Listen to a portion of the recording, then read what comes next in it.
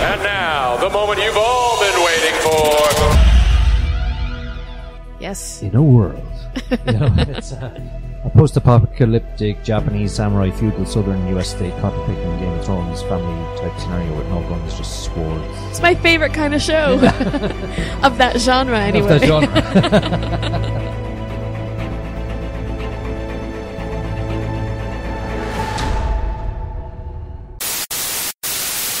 Good evening and welcome to Is It a Bicycle? Season 9, Episode 21, the original and bestest ever TV and movie podcast. My name is Stephen Wrigley and I'll be your host for this evening. Beside me I have a lady who says there's a reason why so many love songs have the word crazy in them. It's Shauna, I love Canada, O'Flaherty.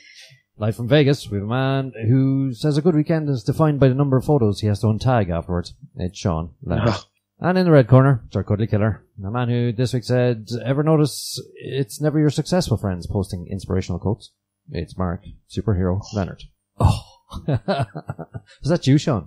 Yeah. Yeah, it was you. Right. This week we'll be discussing some movies in the shape of Creed and Brooklyn, and some TV in the form of Into the Badlands and The Expanse. Of course, we'll have the usuals with the news and some previews and come to a bicycle near you. So how are we doing, folks? Hey, guys. How you doing? Good. Excellent. Good. Excellent. Have you been busy? What you been doing? Oh, so busy. I'm going to be undertaking a Herculean task at the end of the semester over here at UNLV. I'm going to sit down at some point over the next 3 days and bang out approximately 88 pages of a feature screenplay for one of my classes. Jesus. Wow. Yeah. Is that due to procrastination, Sean? Is there any way you could have planned your time better so as not to have to write 88 pages in 3 days? So here's my bullshit reason, right? I've been writing a monumental amount of poetry this semester, it's been pouring out, like if treacle was actually a different liquid that poured really easily, just like right out of the bottle. Like water. Water is a liquid that pours easily. Yeah. For instance, well, that's probably a good one, yeah. But as you can see, the wellspring has dried up. Because your education is doing you a lot of favors, Sean.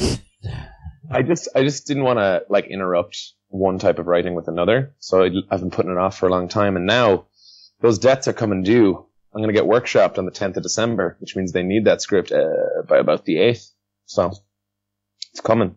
Oh. Wow. Okay. So you've been doing this in between, watching The Walking Dead? Oh yeah, I mean, to be honest, it's mostly Walking Dead.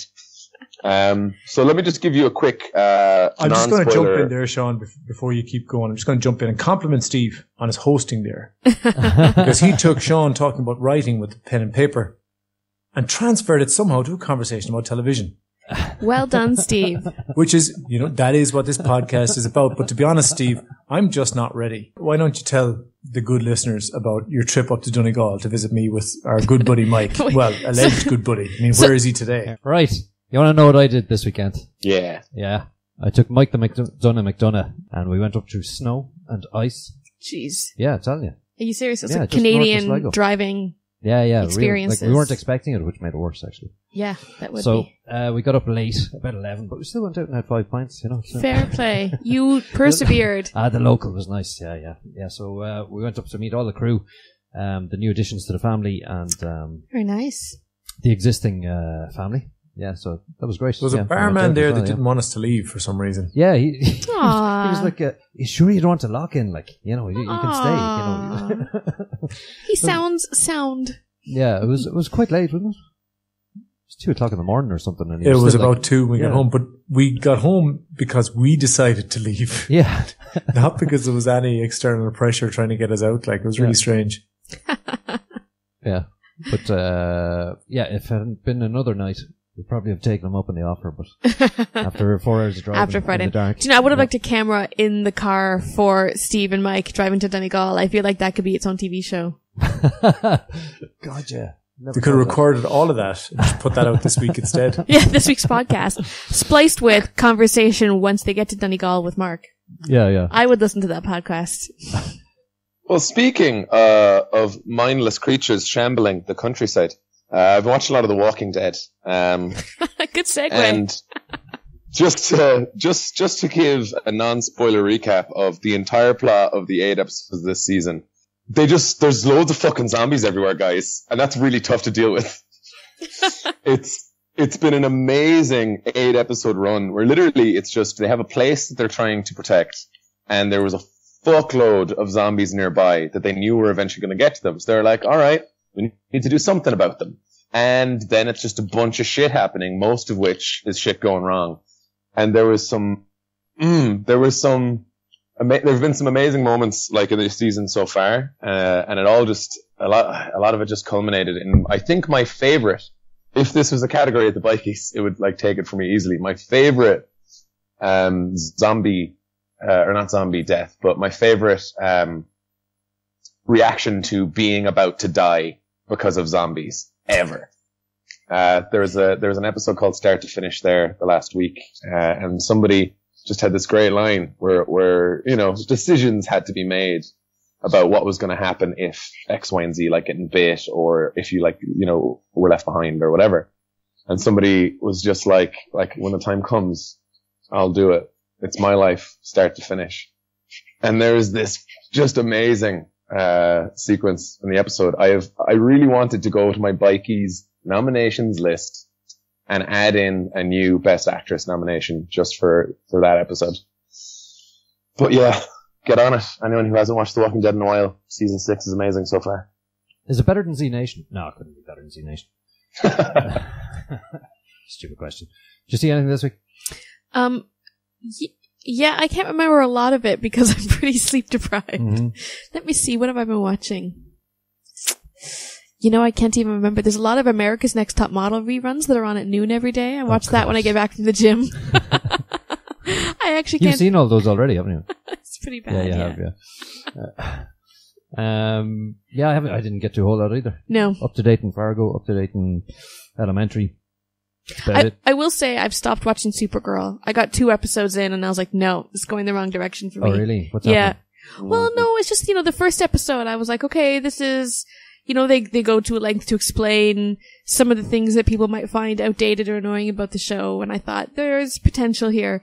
But it's really kind of Nickelodeon and, there's no depth, and it's just, it's an embarrassment to the Super brand. Okay. So I've given up on it. I stopped recording it. It's not serious enough, then. It's not serious enough, yeah. There's nothing there to bite your teeth into. Okay. Yeah. The feeling. Actually, it's something I want to talk about later. We're talking about the Expanse. Anyway, talk about it later. Yeah, okay. Let's move on. Let's go to the news.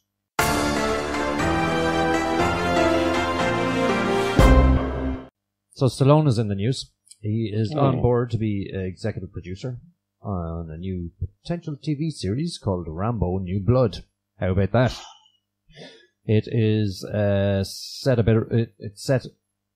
20 years, I think, on from the movie, and it's about Rambo and his son, who is an ex-Navy SEAL or something. I can feel the excitement in the air. I thought the guys would be jumping over each other. If he's not an ex-Navy SEAL, then he's probably an ex-something even better than a Navy SEAL. I think this is a waste. This is a waste of time, I think, Steve. The last Rambo was so terrible, so very, very terrible, that I don't think it's recoverable. Oh, really? And it's been, he was on a machine gun truck, and then he ran away from it on a wee errand. Then he came back after killing a few guys hand to hand, which he could have shot with the machine gun truck. Then he runs back to the machine gun truck because he had some unfinished business with that machine gun. And then he machine gun trucked more people.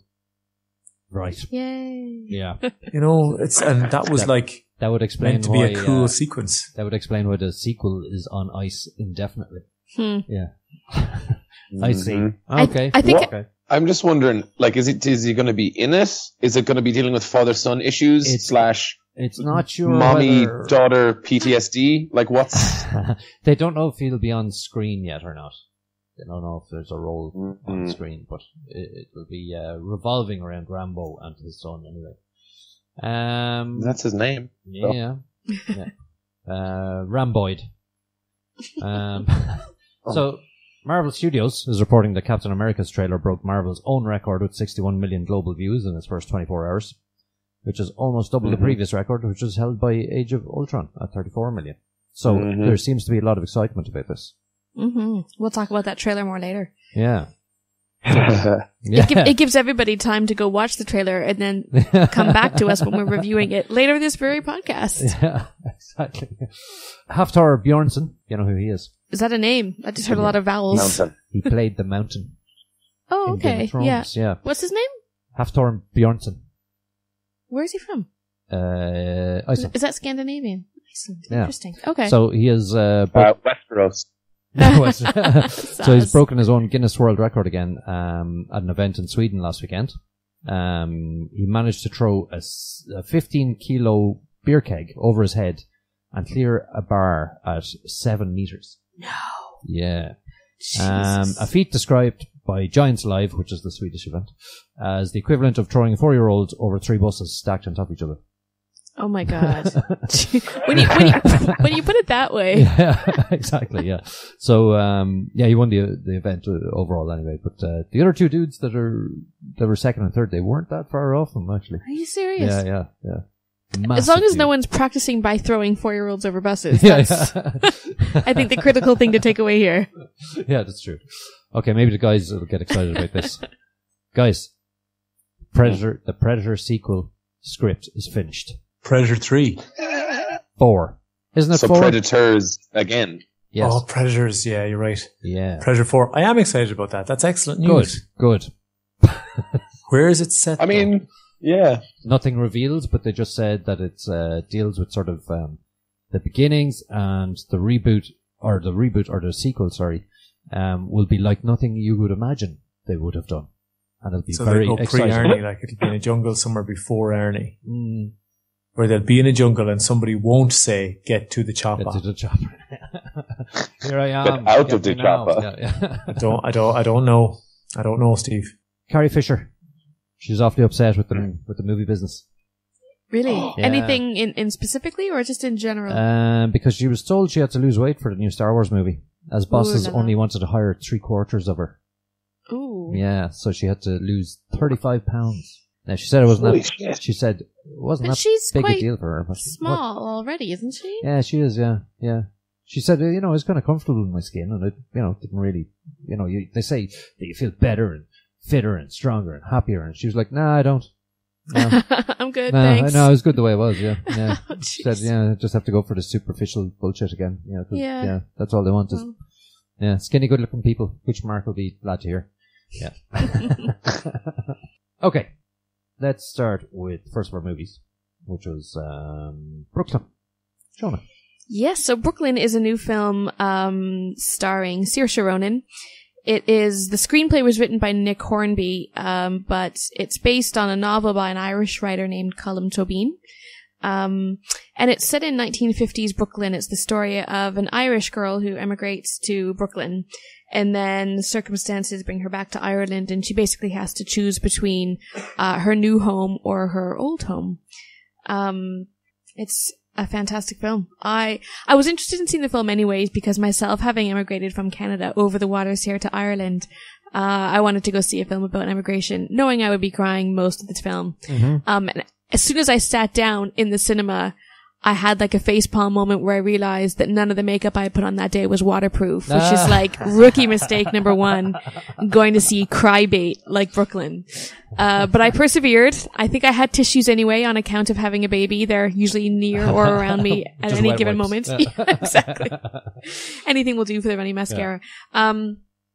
This is such a beautiful film. It's, and what I really have to say I liked about it first off is that obviously it's going to be quite an emotional film, and I think Colm Tóibín in his book, or Nick Hornby in his screenplay, there's a lot of depth of character that comes through, but it isn't a film that kind of makes you want to give up on life. Some films that are going to be tearjerkers, you just think like, I can't watch that again. A River Runs Through It, starring Brad Pitt. Yeah. I remember when I watched that film, just thinking that there was no more joy left in the world when that film finished. Right. And it's the kind of film that you think, I'm never going to watch that again. It's the saddest place I've ever had to go to. And really depressing films sometimes just take everything out of you. But this is not a depressing film. It's a very moving film about, I suppose, the different stages of what it's like to have to leave your home country. Everything that you miss, but everything that you're getting in your new country that maybe your old home didn't have. Yeah. And then the very difficult settling in process we see once she arrives in Brooklyn. She has a very tumultuous boat ride over once she leaves Ireland to get to Brooklyn, and it's very difficult, choppy waters, and she's sharing a bunk. She's sick. She is sick, yeah. She gets really seasick. But she's sharing a bunker with, I can't remember, is she an Irish woman as well? Or, no, I think she's an American woman, who's very glamorous and, has her hair and her makeup done, and she knows the ropes of these trips, and so she tells Saoirse Ronan's character, you shouldn't be eating, it's gonna make you sick. How to share a bathroom with other women on the deck when everyone's getting seasick, and she's kind of very green in both her face and also in her naivete. So she arrives in Brooklyn kind of wide-eyed and really not knowing what to make of this world. She's living in a border house with a woman and maybe 5 or 6 other young women. She gets a job in a department store. Her boss is played by what's her name? Pare. She's in Mad Men. Don Draper's wife, Megan. I can only think of her last name as Pare. Anyways, she plays her boss in this department store, and she's a very sad looking girl when she first starts working there. She's very homesick, and she and her sister are writing letters back and forth all the time. But we eventually see, and I think there's a great nuance of Saoirse Ronan's acting here, is that it's very subtle, but there's bit by bit, she's becoming more and more comfortable in Brooklyn. She kind of decides to start fixing her skin and maybe doing her hair a bit more, finding things that she enjoys. And of course, one of those things is that she, Jessica Parry, one of the things is that she starts taking an evening class, and she meets a boy and at a dance, and they start falling in love. And when she gets the call that she has to go home, something's happened. It's amazing that by the time she gets back to Ireland, it's like this gradual transformation that's been happening in Brooklyn is really stark and obvious by the time she's back in Ireland. Right. She looks like a fish out of water. She has a bright yellow dress on that she wears at the when she gets there. Else is grey. Exactly. Or brown. Yeah. She's got these bright clothes, bright red lipstick. Her hair is done. There's a great scene when they go to the beach, and all of her Irish friends at the beach are kind of changing from their clothes into their swimming costumes by holding a towel up around themselves. Whereas she kind of comes with her bathing costume on underneath her clothes, which is a trick she learned in Brooklyn. Yeah. And they're all kind of, oohing and ahhing at her. And of course her bathing suit's much more flattering and flashy than everyone else's. And you really notice by the time she gets back home that, wow, she's a bit of a fish out of water here. So you wonder how she's going to handle all that homesickness and whether it's going to come back to her, because she has a very compelling reason to go back to Brooklyn. So despite all, there's very nuanced and layered colorings of her emotional development through having to go through the upheaval of getting to Brooklyn and then also coming home and the reason that she's back home. But there's some really funny moments as well, that, I'd say immigrants everywhere can laugh at when, you don't understand how to do something that maybe the locals take for granted. Her co-boarders have to give her a lesson in how to eat spaghetti because it's a food she's never had before. And, right. Yeah, there was a lot of very funny moments actually that were well written and very well acted, about what it's like being a fish out of water, something that I can certainly relate to. Sean, I'm sure you've had a few of those moments yourself. Yeah, Sean, I have. I was gonna say, I once ate a tamale without knowing what that was, so I just bit directly down on the husk, of this food, and someone had to, put their hand on my hand and be like, Sean. And I went, it's a bit tough. And they were like, yeah, you don't eat that much. It's... We had a very good one in Korea. There was, you're giving out little finger food in bars, most bars, and there's a little thing with a little bit of water in it to put on the thing as well. But it's sometimes it can be kind of brown and stuff, And so one of the guys that was with us was taking some of the little snacks and dipping it into this, and he was eating it away. And we're like, what are you dipping that into the ashtray? Oh, no. Oh, God. No idea. It's brutal. Anyway. I was just going to say Mike has these every day because he's Canadian as well. I do know that. Yeah. He's my brother in arms. That's it. There's a great moment actually in the film where, non-spoiler, Saoirse Ronan goes back to Ireland and she's really kind of picked up the forwardness and the assertiveness from living in America. This kind of meek, quiet, unsure Irish girl is gone. Yeah. And, she's in a car with her best friend and a few boys. And before she had left for America, she and her best friend would kind of go out looking for men. And, there's all the giggling and whatever goes along with, trying to meet them. So, her best friend comes to pick her up with two boys in the car. It's kind of like a welcome home present. Right. And, I think they're expecting her to be this kind of shy, meek Irish girl. Yeah. But instead she's just, one of them is played by Donald Gleeson, by the way. Oh, I love more and more. Yeah.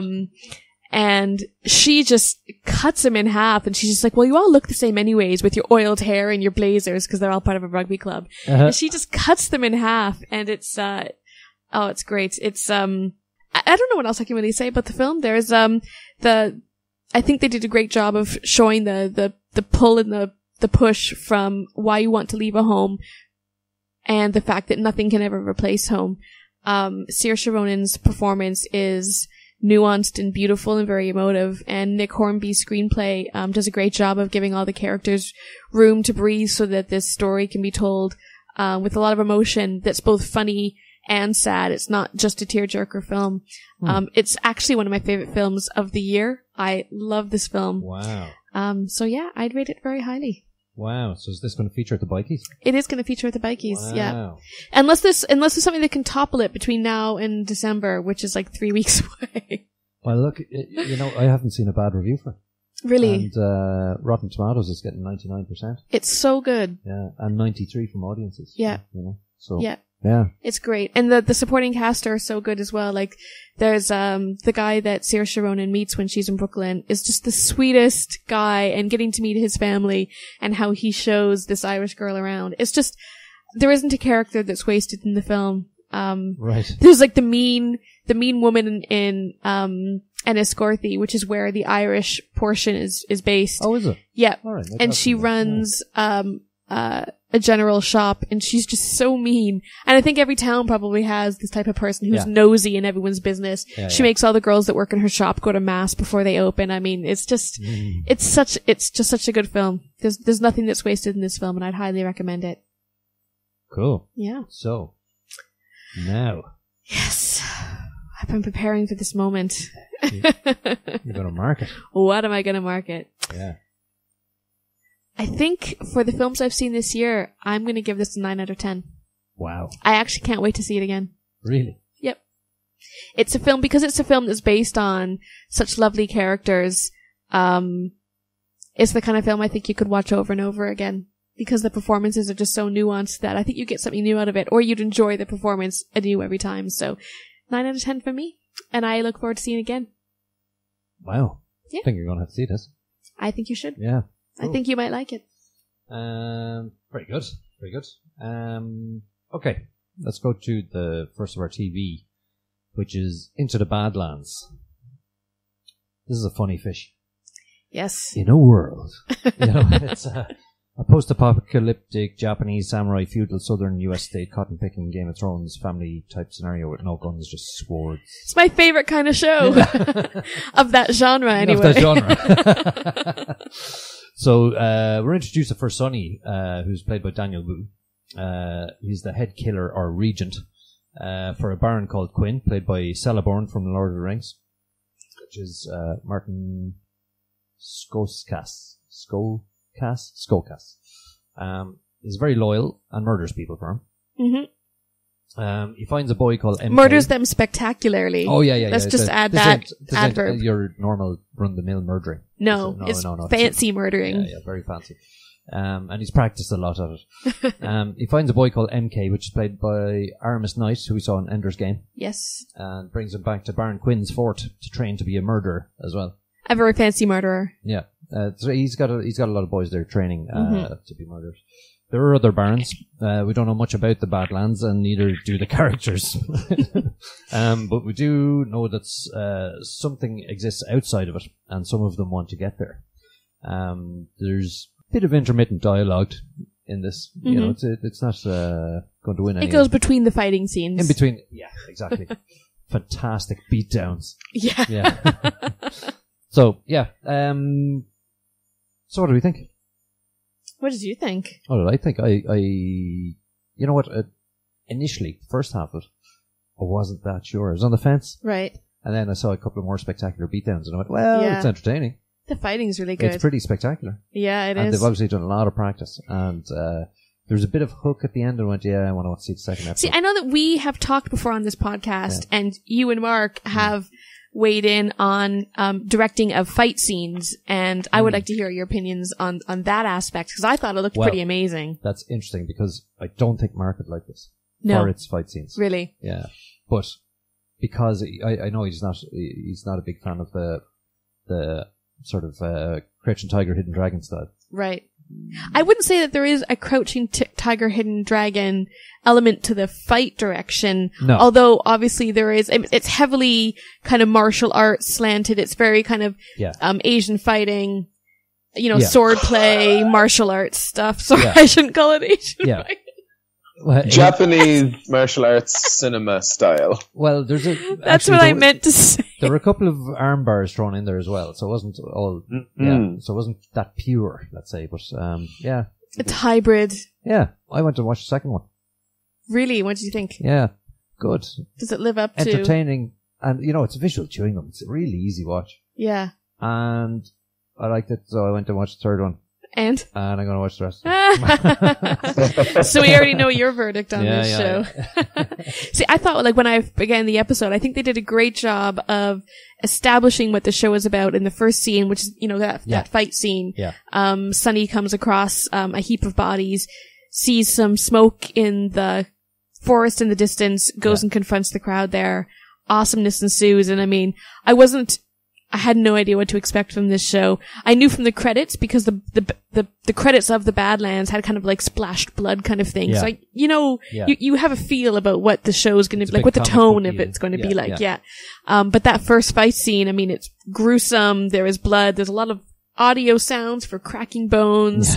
And you're like, okay, I know what this is going to be. But then when we see Sonny take NK back to the Baron's, palace, it reminded me of almost like a fort. It's bigger than a fort. It's like Chinese dynasty, with the huge pillars and the big wall, and you're entering, and then all these kind of boys inside fighting, and this guy that they brought home, it turns out, has this weird supernatural power thing that I wish we had seen more of, because that was really cool. Beast mode. Beast mode. That's exactly it. His eyes. It actually reminds me of the transformation in Jekyll and Hyde. His eyes kind of go all like, rah, and then he becomes super ninja killer. That was really awesome. So I think almost for him alone, I'd want to see more. I want to see more of that guy. That was a pretty cool trick that they showed. The catching the shard of glass. Yes. And whipping it in a guy's face. Hadn't seen that before. And I didn't expect the results. I didn't think it was going to be as graphic as it was. Yeah. But it's on the comic book style, and I don't know whether we're just, I don't know, what do you call it? Not immune to it, but overexposed? Oh, exposed. Desensitized? Yeah. Desensitized, thanks, Sean. Yeah.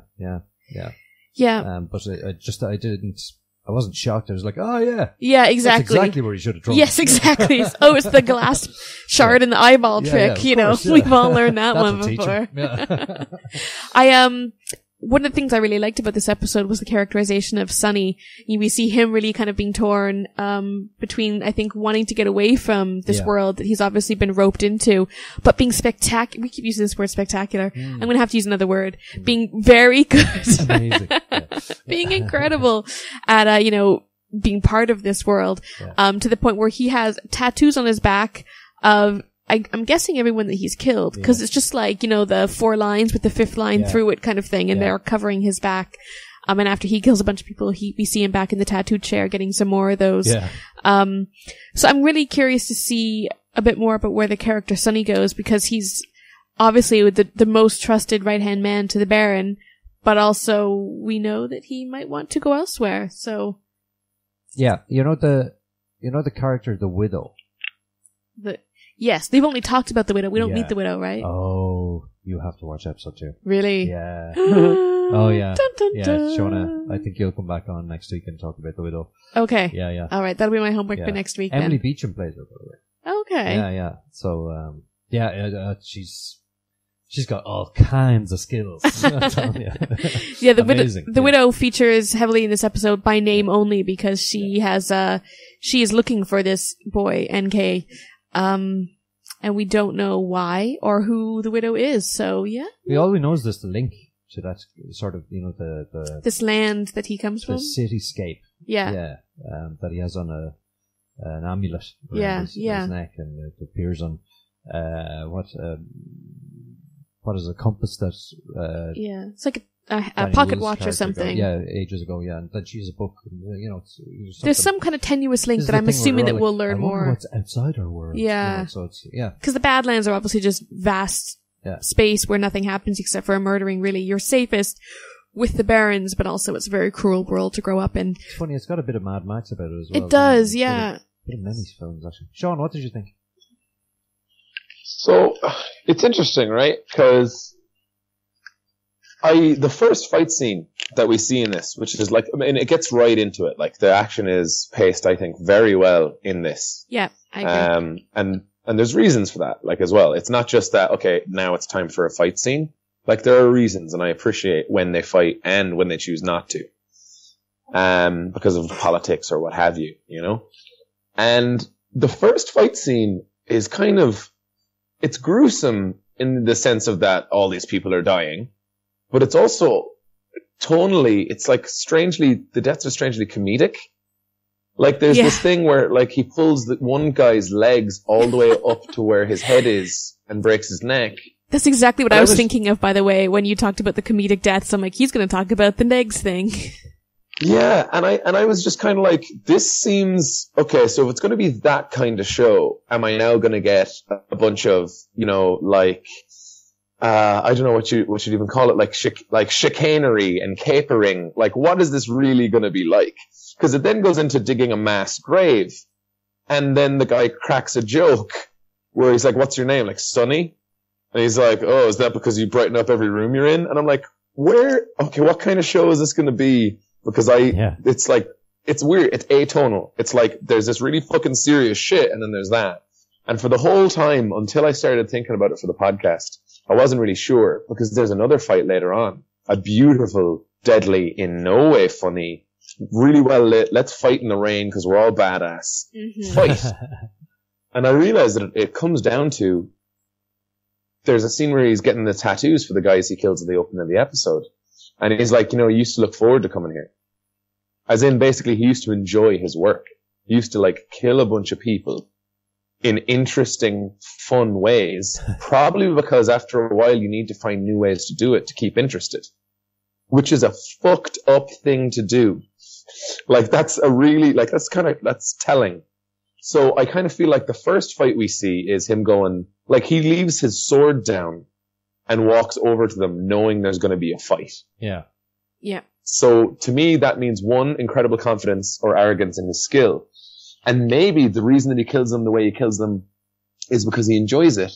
Or maybe it's because he thinks that he already knows that they've done wrong and what they've done is particularly abhorrent to him. Or it's a little bit of both. I don't really know. But then later on, it's literally kill or be killed. And he just fucking murders people. Which is interesting because it's still the same style of fighting. He's very much a movement fighter. He is very well trained, it seems, in, avoiding his multiple enemies and using the surrounding environment to flip around in ways that they can't really plan for, so he can't be surrounded easily.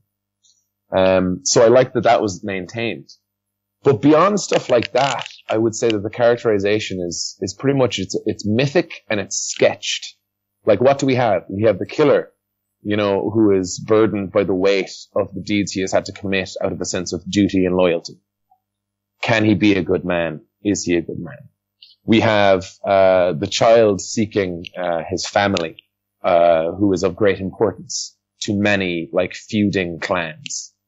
It's very much of that, but it's done in this very stylish way. Like, not just because they do have, like, motorbikes and a bunch of Aryan kids getting, you know, eyeball glassed.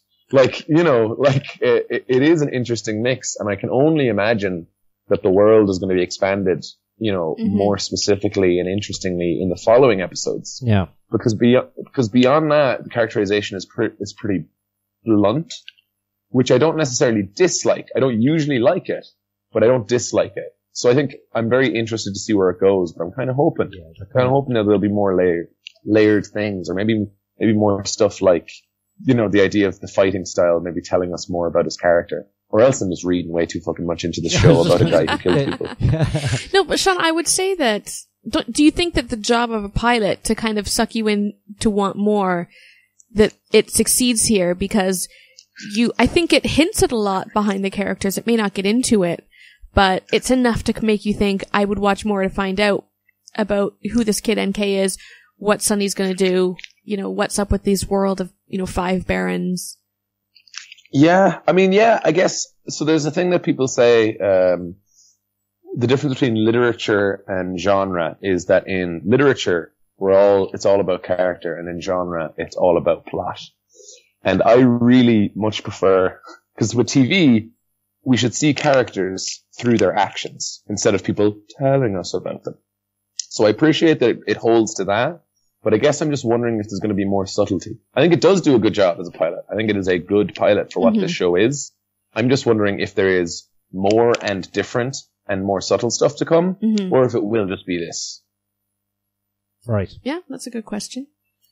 I do think, though, that the way that this pilot has been shot, I would have a lot of faith in whoever's directing this show. It seems like this is an experienced hand. It's stylistic, but I think it goes beyond that as well. Yeah. It's definitely, it's beautiful and pretty. I think it's the cinematography they've got, the fight choreography they've got, the acting, everything I've seen so far is pretty well done. And the plotting and the writing, like the actual dialogue, and the plot structure. I'm interested just to see what they do with that. I think that, like, one of the weak points of this pilot would be this concept of barons, and the one that we're introduced to in particular. I think that plot line is the weakest of what we see, and considering it seems to be one of the backbones of this world that we've been shown, I think that either needs to be strengthened or...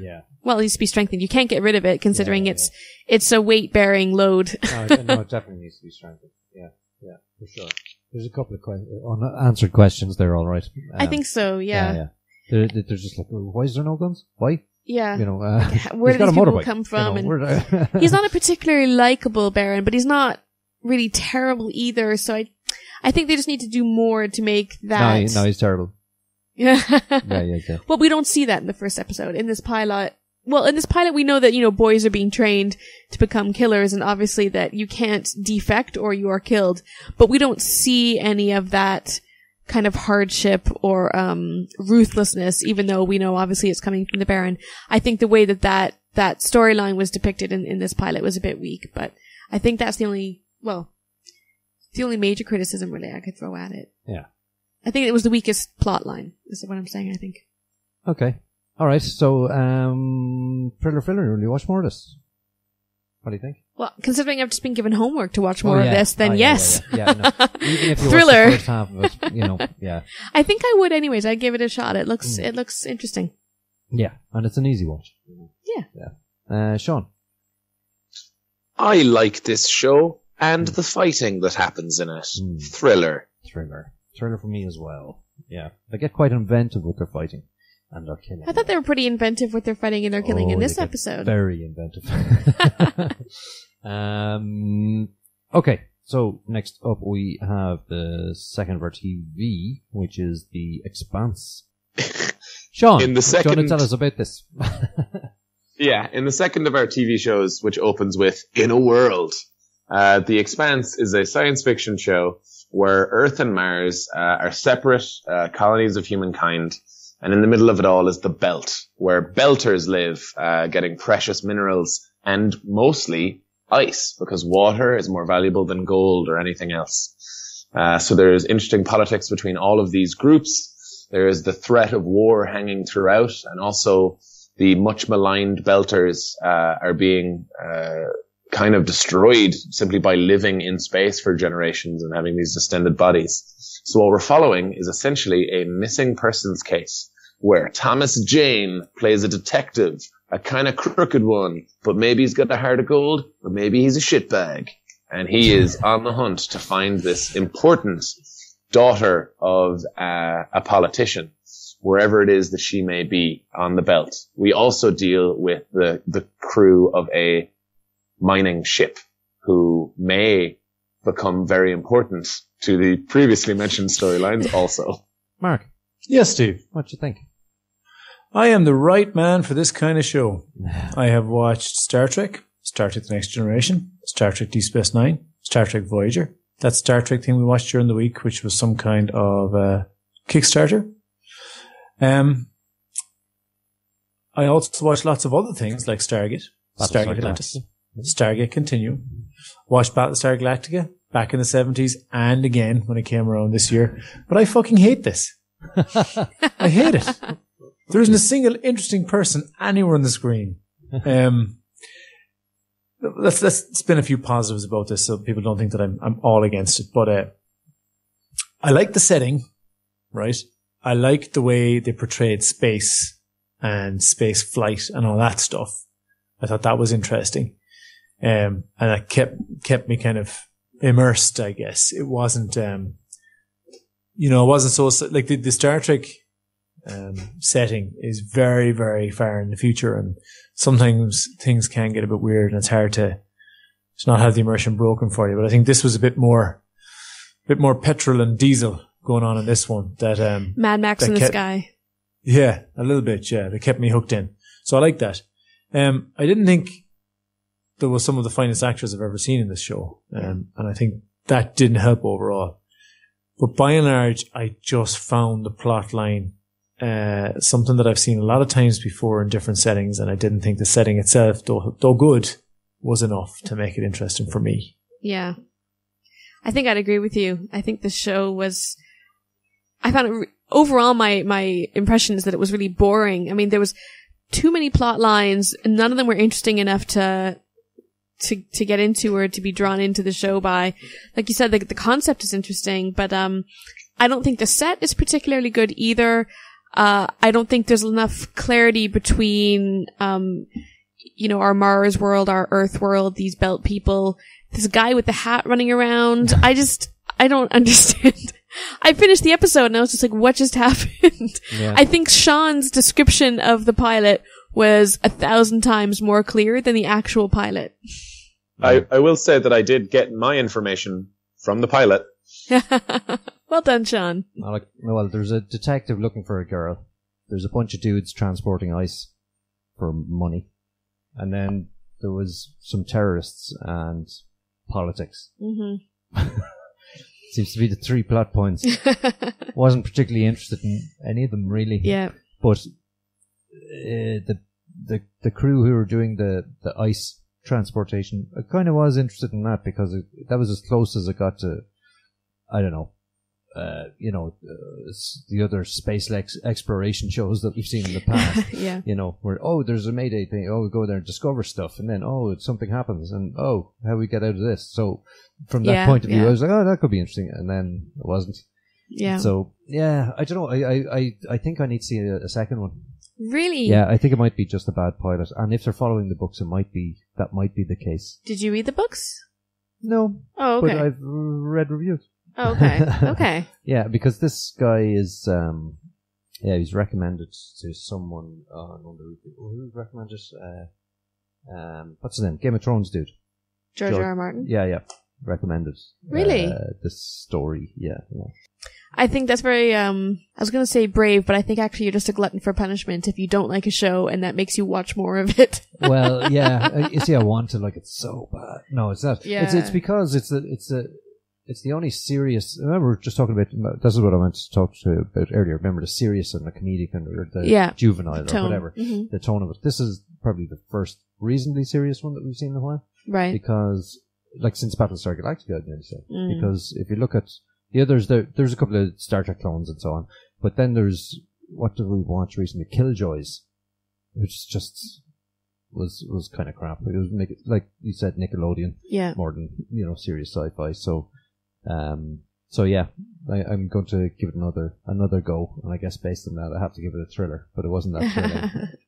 Yeah. What about the episode has made you want to see more? Where do you see potential?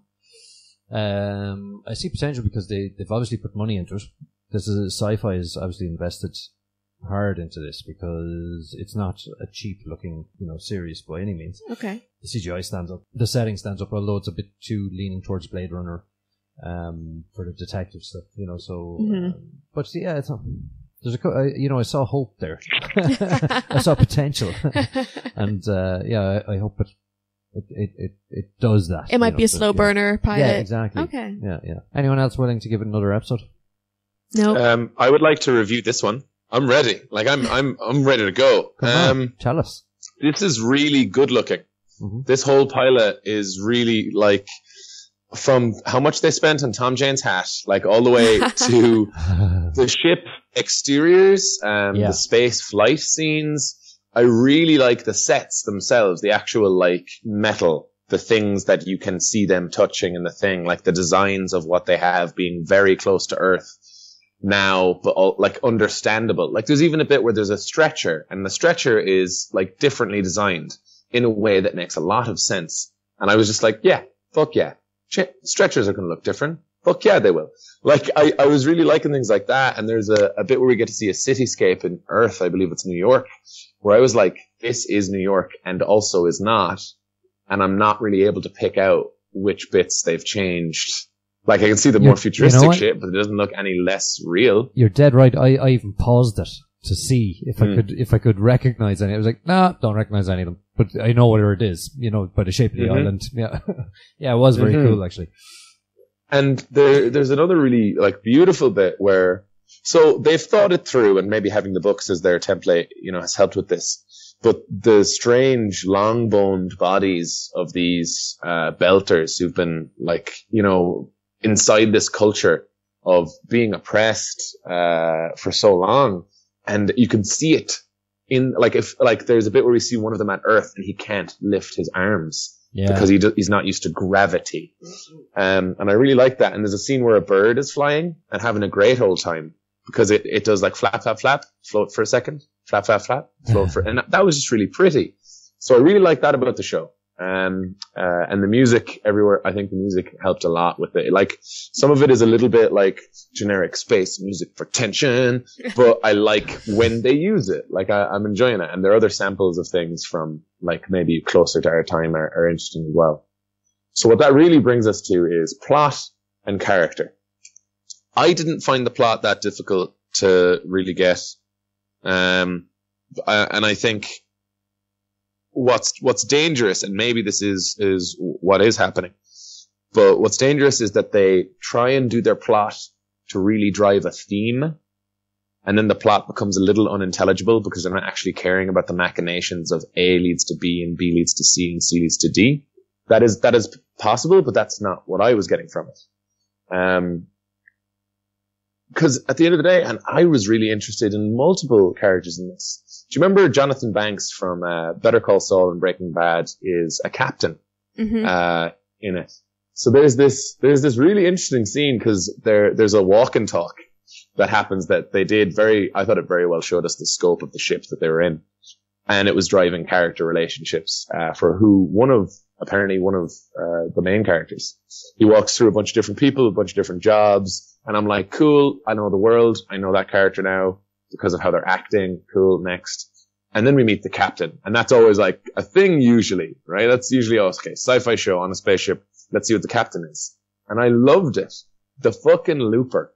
And he has, the poor fucking guy, and he has this line, which sure is maybe a little on the nose, but Jonathan Banks can, him in a paper bag could probably do Waiting for Godot.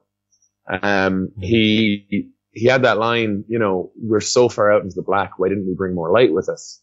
And at the end of the day, I think it really is just a show about how do how are people? How do people behave when they're out here surrounded by nothing but darkness and don't necessarily have to care about other people, whether because of their status or where they're from or other things like of that nature, or their abilities, their skill sets, etc. And I really like how that's applied to the acting XO, Jonathan Banks' character, and Tom Jane's, because he's a complete like hiding like where he's from and his roots, and he acts like he is completely okay with being a shitbag. And then obviously we see like his moral, quarrels with some of his actions and some of their consequences. And I just really I think he's got a lot of charisma as an actor, and I think that came through in an interesting way to me. Like at one point, he punishes a guy in a very, like, non-police way. Like, he literally says, there's no law here, just cops. And he has that great moment where he has, like, some really snippy, shitty lines to a guy whose life he has just threatened really nonchalantly. And I like that. Like, I'm interested. It's a little tropey, like he's a cop who drinks too much. Sure. Yeah. But I think that I can imagine a lot of different scenes, plots that would be interesting with what they've built up, which is something that, in class we're always told. If you're pitching a TV show, can you make 100 episodes out of it? Because that's what networks want. They want 100 episodes. They can syndicate the show, and it'll be on multiple channels in multiple countries for a very long time, constantly generating revenue. That's when TV shows really start to make money. So I can see that here. Like, I'm not necessarily saying it's going to happen. It's obviously a big risk. They've spent so much money on a sci-fi show. I think their most expensive pilot. And I'm in. Like, I'm in. I am interested in seeing where this is going to go. I do think there are problems with the show. Yeah. Like, there's a little bit of bluntness to their pilot structure. It's like, this thing is this. Okay, we're going to show you one scene with this female character we've just introduced. Okay, do you get that? Okay, you like her? Cool. Okay, now we're going to show you her acting very differently. Did you get it? Did you get the juxtaposition? All right, cool. Yeah. All right, now we're going to show you some other characters. These are the ones that are important. We know that you can see us telling you that, but just don't worry about it, please. Like, if you could just pretend that we're not really shoving them in front of you and going, this is important for later. This is important for later. So there's a little bit of problems like that, but because it was so pretty, I didn't really care. I was like, yeah, keep on trucking. Tell me who else is important? Is it that handsome person? I bet it is. Sounds like you're sold. Mm-hmm. Sold on a second episode at least, anyway. Yes, at least a second episode. Okay, cool. So, Shona, filler. This is filler for me. I didn't get any of that magic that you saw, Sean. Sean, thriller. Mark. Thrilling it out. Filler all the way for me as well, Steve. I'm going to give it a thriller because I have to watch more of it. Because I'm, on the fence. Well, not on the fence, just see potential. So yeah, I'm going to go with that. Come back to us and let us know if you think that potential is filled. Yeah. You guys, I'd like to hear. Yeah. Okay, second of our movies was Creed. Sean. Following on from a continuance of the Rocky film series, Creed follows the son of Apollo Creed. Apollo being one of the most famous and greatest boxers of all time, dying in the ring in Rocky 3, I believe. Spoilers. And he has a son who we see at the beginning of the movie struggling with whether he's going to have a quote-unquote normal life or if he's going to go against his mother's wishes and be the fighter that he thinks he knows he can be. And it kind of goes from there. Are you guys excited about this movie? I know it comes out in Ireland in January. Out in January, yeah. I'm I excited don't know. about it. Tell us, should we be? I think it seems like it'll be like a good popcorn film. I always say that my ranking for whether I'm expecting to enjoy a film is whether or not I would get popcorn when I'm going to the cinema for it. And I could see this being a popcorn-worthy film, just for a bit of crack. And Mark, I know that you're big into the Rocky series. Can I ask, what would you want this film to be like? What are your hopes? I would like it to be like Rocky 1 or Rocky Balboa. Well, I think, Shona, and Mark will be very happy with this movie. Yay! I almost wanted to disagree with you and say it's not a popcorn movie, because some people would take that. I mean, you have a very specific meaning behind that, Shona, but some people would take that to mean like mindless, like fluff. You watch it, you're happy, you leave, you never think about it again. Yeah. This movie is a deeply personal film. Like it is genuinely about a son struggling to know his father, even though he can't. Like his father is gone. And,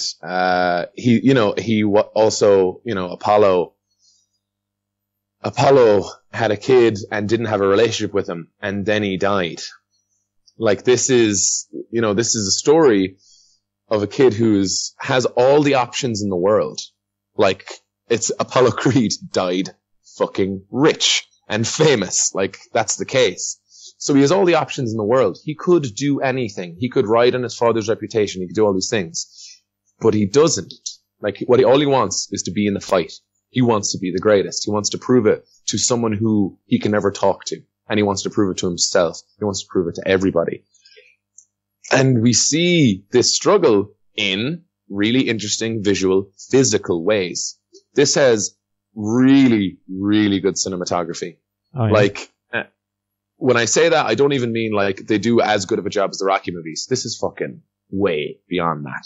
Really? They managed to come up with some structures and sequences that mean that they can move beyond and do the best version of. We see reactions of people watching the fight as well as seeing the fight. Because that's pretty much what we get with like these kinds of boxing movies. And I'm not saying they don't do that. What I'm saying is we get to see a couple of new takes on that. It's also from everyone I know who's seen it, and a reviewer or two I've seen online, and my own opinion, whatever that would count for. It's real fucking boxing. His hands are moving that fast. He is keeping his guard up constantly, and when he doesn't, he gets fucking punched. Like it's really visceral. People were oohing and ahhing in the cinemas. Like there was a lot of whoa, like it was fucking. The feeling you want is to root for someone in this really difficult situation. And you get that constantly throughout this film in pretty much every scene, including the training. It's got real heart to it then, like you'd expect from a Rocky film. So much heart. Like it's, So let's talk about the performances, because there's two, I think, Oscar nomination worthy ones in this movie. Really?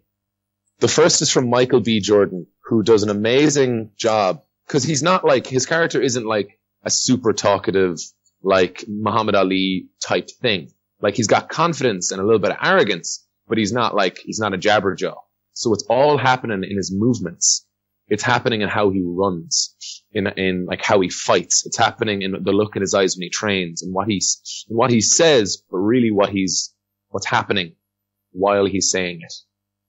He has a love story, who is in this film. Actually. Yeah, so I wasn't really cognizant as a human being when Rocky 1 was a thing. Yeah. So I have a really strange perspective on it, because the one I've seen most recently, and the one that I have the best recall of, is Rocky Balboa, which was a story of Rocky getting back in the ring one last time after he's lost Adrian, who was as far as I know, like the light in his world. Like that was his, this is his one last big hurrah. So now imagine Rocky after that. Yeah.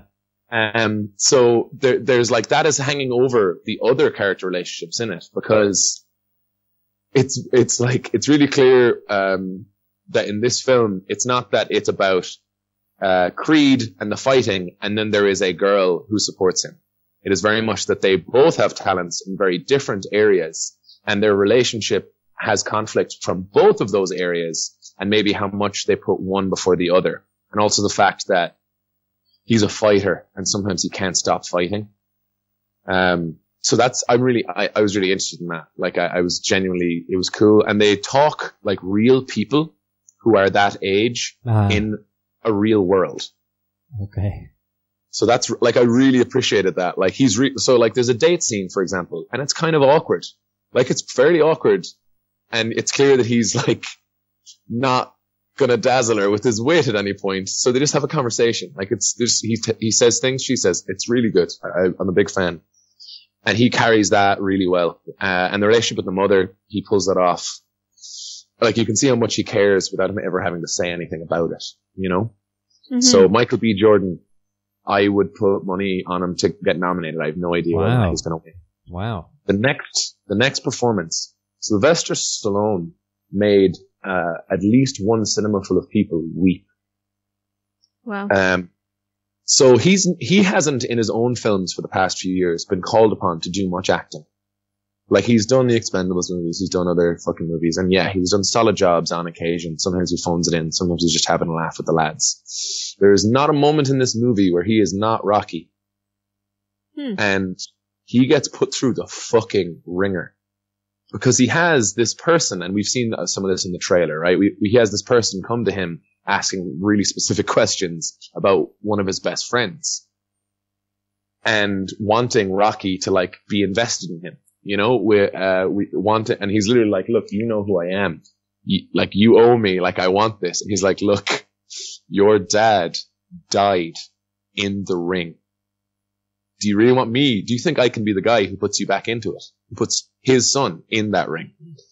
And it's a real meditation on family, because he's a coach. He's playing the Mickey role in this. He can't be anything but a father figure, even though he's not necessarily accepting the role. Maybe because think about his relationship with his own son. Not the greatest. We know from Rocky Balboa that they've had problems, and it's not like he is a guy who's able to really emote verbally either. So there are some great, funny, humorous Rocky-like scenes, where he's clearly not a man of the world. Like he has no idea about technology. Like these are two people on completely opposite spectrums. You've got a young, rich, black kid, who's 24, 25, and you've got this really fucking old Italian as fuck stallion, and he's just like, whoa, what's going on, whoa.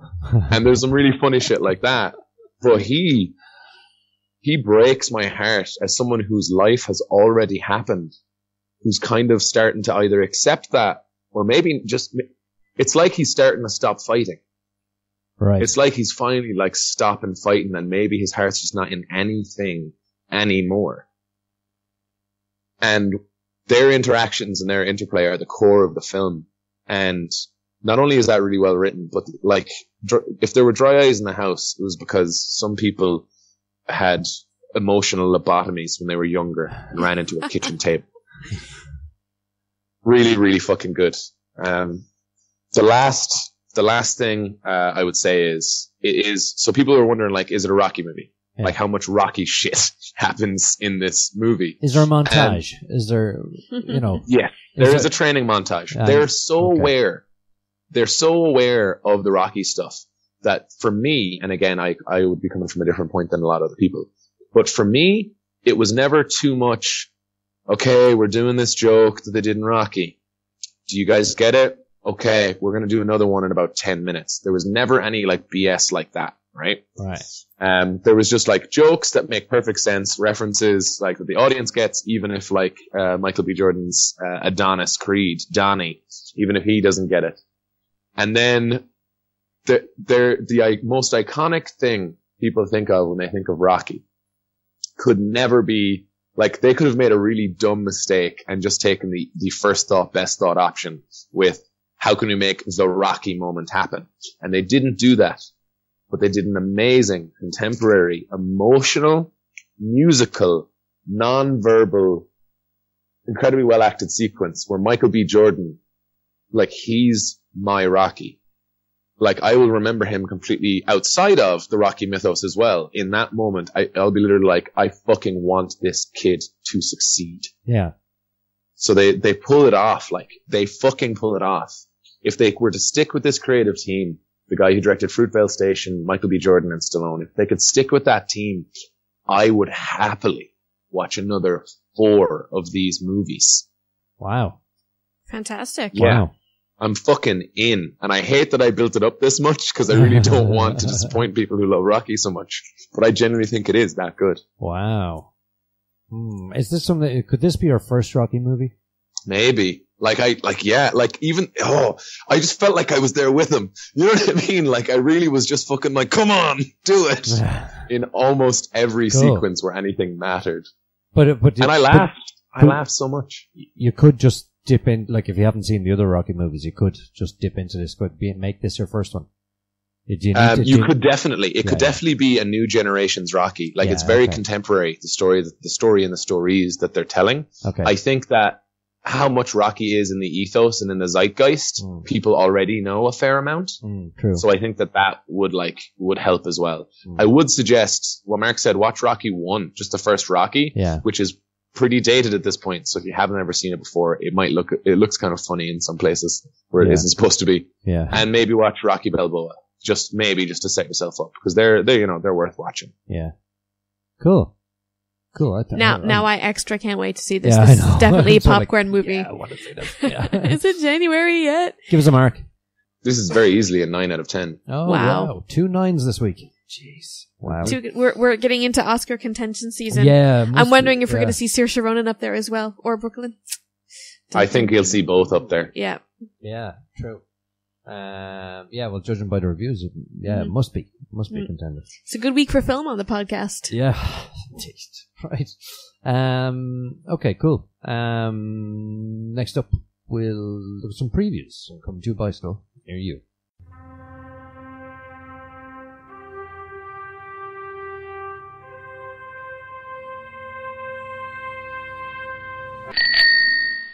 So the first one is Captain America Civil War, where Captain America and his buddy kicked 7 sorts of shit out of Iron Man. That's what it seems to be about. It's about the Civil War storyline from Marvel Comics. Tell us about that. So, in the comics at least, there's an instant where a neophyte superhero team, tried to take on a supervillain who's way above their pay grade because they're on a reality TV show and they want to keep it interesting. That supervillain uses his powers to escape, and in doing so, blows up a school, kills a whole bunch of children. The US government goes, wait a minute, superheroes can kill people? And decide that because they're essentially weapons, they need to be registered. And if you want to go out and be a superhero, you need to be, on the side of the government, I guess, the people.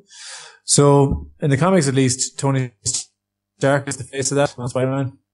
And Captain America believes in freedom of speech and superheroing, and believes they shouldn't have to be registered, and that's just what Adolf Hitler was trying to do.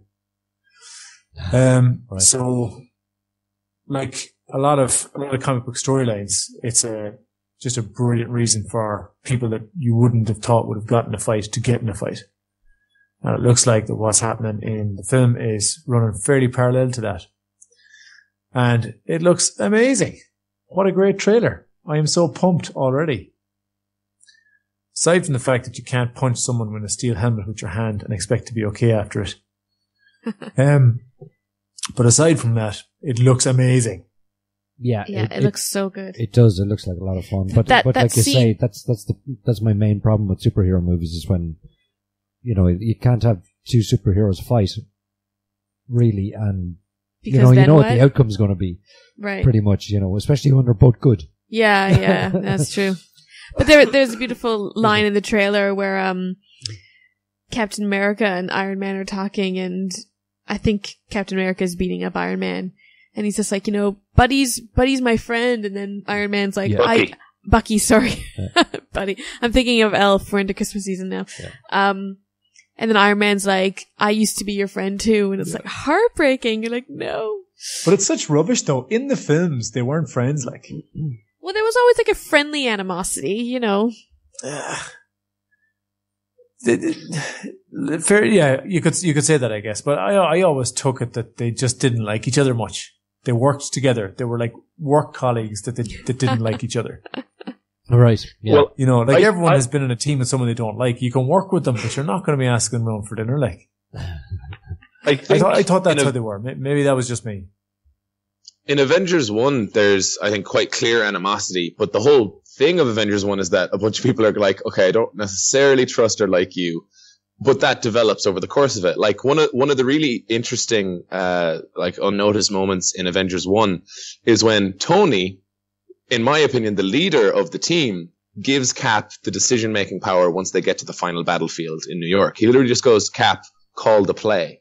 Which is him, instead of going, you take orders from S.H.I.E.L.D., you're like, I'm going to just do my own shit by myself because I'm Tony Stark. He really goes, Cap, tell us what to do. This is your fucking show. I trust you to run it. Because they've built up that trust over the course of the movie. Avengers 2, besides the whole scene where everyone tries to pick up Thor's hammer and they seem fairly buddy-buddy in general, like, there's more animosity between Tony and Thor in that movie and in that scene than there is between Tony and Cap. Like, they have a couple of conversations in Avengers Age of Ultron that hint towards Civil War, but to me, it's just they have ideological differences about how to solve problems, as opposed to they still dislike each other. I do agree they could have done more work, but I think it's just the nature of it being films instead of it being like comics or TV show or anything where they really have that scope of time. So, like, I see what you're saying, Mark, but I don't know. For me, it still gets me there. Like, I'm still like, oh shit, they fought side by side. They are also brothers in arms, but Cap is picking his old life again over his new life, which we thought he was done with doing at the end of Avengers Age of Ultron. Like, Avengers, you trying to get me back in the world? Avengers 2, stop living in the past. Like, what the fuck? And I love that they've made it a personal conflict. It may not have anything to do with any, bombs, explosions, superheroes, supervillains. It might just be, hey, Cap, are you hiding a fucking murderer? The Winter Soldier. But he was brainwashed. Okay, he needs to stand trial because he murdered a bunch of fucking people. And he's like, but he's my friend and he's not going to do that anymore. Trust me, I know him. And then Tony's like, we need limits. We have to have some kind of limitation. Because when you don't have limitations, you know what you do? You invent Ultron and you fuck up the world. Whose side were you on in Civil War when it was in the comics, Sean? They played me like a fucking fiddle. When Spider-Man was with Iron Man, which in the comics is who he starts out with, I was with Iron Man. And when Spider-Man switched sides, I switched sides. So you were on Spider-Man's side, basically. I always trust him. I always trust him to make whatever decisions need to be made. I was on Team Stark. Mm. God, I love all the way through because, like, of course you have to fucking train people. I know so many idiots. There are so many gobshites in the world. Imagine if they could fire laser beams. Holy fuck, like. Mm-hmm. Yeah. The idea that those people can just pull on shades, call it a costume, and go out and try and solve crimes is just ridiculous. Like, yeah. I've worked with guys who've been involved in security. One guy I labeled Mr. Furious because he could not control his temper. Imagine if he was like the Hulk. Yeah. So I'm really interested. Like, it's a Captain America film, so I imagine it's going to be very sympathetic towards Cap. I'm really interested to see how they play that because it's one of the better storylines to come out of Marvel in recent years, I think. Mm-hmm. I love that you guys are just so invested in this, and you have all the background knowledge and so on. I think it's hilarious. I'm big in. Like, big in. How many years of comics would have been in that for? Like in the history, one. Well, it was yeah. So I think it happened back in 2006. They had an 8-part series that was called Civil War. It's that but modern. For about 6 months. Almost every comic had a Civil War storyline and a Civil War banner because literally every superhero had to make the decision. Am I going to register or am I going to become a fugitive and a renegade? Which then led into New Avengers having a relaunch, Secret Avengers, like a bunch of comics about a world post the Registration Act. So it had far-reaching implications, but the event itself you could read in one sitting if you just buy the Civil War trade paperback. Oh, okay. One thing I have to say about the Captain America film series is that I am constantly confusing them with the Avengers and where we are with characters and storyline. Like, are the films released in sequence so that when we see an Avengers, then a Captain America, then another Avengers, then a Captain America, are they following on sequentially like that, or are we jumping in time? No, they're following. Yes. I mean, there is an amount of time between them, which each film gets to decide, but you never have a film released that takes place after another film that is yet to be released. Like, it's always like Iron Man 3, or like Avengers 2, Ant-Man, and then Marvel Civil War and then Thor Ragnarok, and those things will impact other movies sometimes. Okay. That's the one thing I find out. There's just so many Marvel films, and I can hear Mike bitching about that in my ear. Yeah. But I love the films, but I have difficulty telling the franchises apart because it's all the Marvel universe to me now, and I couldn't tell you what happens. I see each of the films and you remember the plot, and you're like, oh, that was great. And then it's like, wait, was that Captain America? Was that Iron Man? Was that Avengers? Well, you could just watch the Captain America movies if you really only wanted to understand, like, Civil War. I think they're going to make sure that you only need to have seen Civil War. And they probably just presume everyone's seen the Avengers movies at this point. Yeah. They're just like, fuck it, you've seen them. We know. Give us your money. Okay, it sounds like we're all excited about this, but only because Mike's not here. That's true. Okay, the next one we looked at was Moonwalkers, which is about how the moon landings were faked, apparently. And this stars Ron Perlman. And Rupert Grint and Robert Sheehan. Yeah, but Ron Perlman's in it. Yes, that's Ron true. Perlman is the guy, alright. Yeah, he is the guy, that's true. I'd be watching this. Yeah. This looks kind of cool, actually. Looks fun. It does, yeah. Doesn't it? Yeah. What's your man's name from Harry Potter? Rupert Grint. That's it. And then we've Robert Sheehan. Ron. Let's just call him Ron. Fuck it. Yeah, Ron Weasley's in this. And then Robert Sheehan, who was in Love Hate, if you watched it, and also in Misfits, if you watched it. The curly-haired, sassy guy. That's right, yeah. The Irish sass. Irish sass. So Stanley Kubrick. Yes. Yeah. It's so funny. Just the portrayal of him, you know. Yeah. So, yeah, I can't wait to see this. This looks like a lot of fun. Yeah, because this is about how they apparently went about faking the moon landings back in the day. So yeah, and Perlman goes to Rupert Grint and asks him to use his, I guess, Kubrick connections to make a film that fakes the moon landing. And Grint isn't friends with Kubrick. He gets Robert Sheehan to pretend to be Kubrick, so they kind of waste the money and they go spend the money and have lots of fun. Then Perlman finds out that it's not Kubrick and they have to kind of figure it out, and it just looks like hilarity ensues. Yeah. And I really like that they just fucking went for it. They were just like, this is a true story. Yeah. Yes. Yeah. It's like based on a true story. Because they can say whatever they want. Yeah, that's true. Yeah, that was a nice touch, I think, about the film. What do you think of this, Mark? No, Steve, I've a really bad feeling about this, to be honest. Really? I love Ron Perlman. I also like Sheehan, but Jesus, it just annoyed me from the get-go. Just didn't tickle my funny bone, Steve. Okay. It's a taste thing, maybe. And like, who knows from a trailer if I'll find the film the same way. Yeah. Like I wouldn't probably rule out watching it if it appeared on, the podcast review list. Yeah. But aside from that, I probably wouldn't go looking for it. All right. How about the next one? Pride, Prejudice and Zombies. Yes! Can't wait for this. So excited. It definitely does what it says in the tin, doesn't yes, it? It does. Oh my god. Like, Elizabeth Bennet and, why am I forgetting the most important Bennet sister? I'm ruining all of my, Pride and Prejudice cred. Oh, sorry, can't help you. I love Pride and Prejudice. Anyways, that they're trained zombie fighters. Are they going to go for romance, or will they stick to what they know best, fighting zombies? I love it. They just because we see from the trailer dialogue that we would know from the book or previous films. Yeah. But it's spliced with but I must kill zombies. You could just see them walking around Mr. Darcy's room, being like, "It's refreshing, is it not? After sitting so long in one attitude." To kill a zombie, you're just like, what? They're killing zombies, but they sound so fancy. I see Doctor Who's in this. Which Matt Smith, Doctor Who? yeah. Oh, Smith. yeah. Yeah, who else is in this? Jack Hewson. Sam Riley. There's probably all those that I recognise, really. Suki Waterhouse. Lena Headey, of course. Yeah, she's in it too. Oh, Cersei, yeah. Yeah, this looks hilarious. It looks so good. Yeah. I wouldn't be a fan of it normally, but I thought that you couldn't improve on Pride and Prejudice, but it turns out adding zombies is the ingredient I never knew was missing. Yeah, I like the juxtaposition. All right. Yeah. But the thing is that this looks actually like legit scary. My only concern about this film is that it's going to be too scary for me to watch. Right.